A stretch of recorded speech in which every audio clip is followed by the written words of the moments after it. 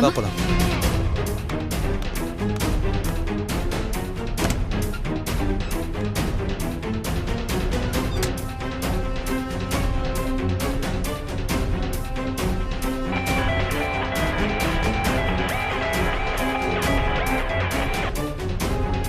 Hello, நானே உங்களை கூப்பிடணும்னு நினைச்சேன் சார். அதுக்குள்ள நீங்களே ஃபோன் பண்ணிட்டீங்க.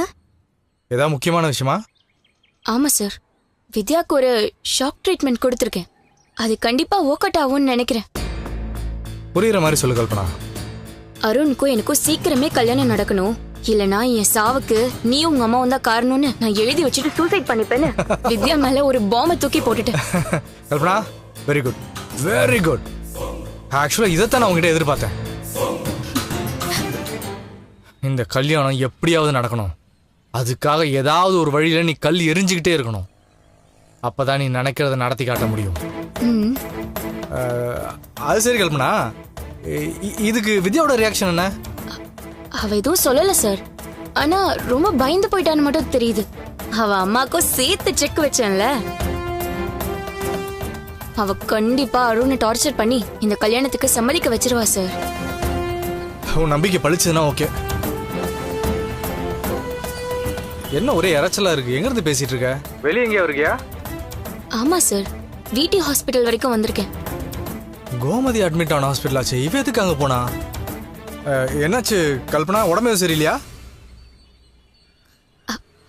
இல்ல சார், ரஞ்சிதாவையும் அருணையும் ஃபாலோ பண்ணி இங்க வந்திருக்கேன்.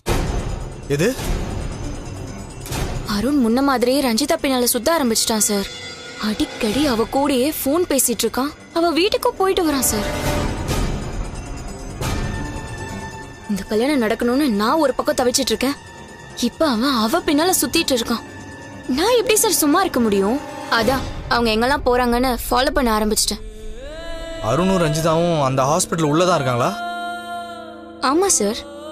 அவங்க எதுக்காக அங்க போயிருக்காங்கன்னு ஏதாவது தெரியுமா? எனக்கு தெரியலையே சார். ஏ, அறிவு இருக்கா உனக்கு? ஒரு வேலையை அறகுறையா தான் செய்வியா? ஃபாலோ பண்ணிட்டு போனவா அவங்க பின்னாடியே போனதானே அவங்க எதுக்கு வந்திருக்காங்கன்னு தெரியும். வெளியே நின்று இருந்தனா உனக்கு ஒரு மண்ணும் தெரியாது. உனக்கு நான் பின்னால போறதோ வேஸ்ட் தான் சார். டாக்டர் ரூம்ல உட்காந்து பேச போறாங்க. அவங்க என்ன பேசுறாங்கன்னு நான் எப்படி சார் தெரிஞ்சுக்கிறது? கல்பனா, அங்க இருக்கிற நர்ஸை பிடிச்சி விசாரிக்கலாம்ல. ஒவ்வொன்றையும் நானே சொல்லி கொடுத்துட்டு இருக்கேன் உனக்கு. எனக்கு அது தோணல சார். அது அவசியமாவும் படல. நீங்க ஏன் சார் இந்த விஷயத்துல இவ்ளோ டென்ஷன் ஆகுறீங்க? அவங்க எதுக்கு வந்தாங்கன்னு தெரிஞ்சு நம்ம என்ன சார் பண்ண போறோம்? இல்ல, அதை வச்சு ஏதோ ஒரு கேம் விளையாடலாம்.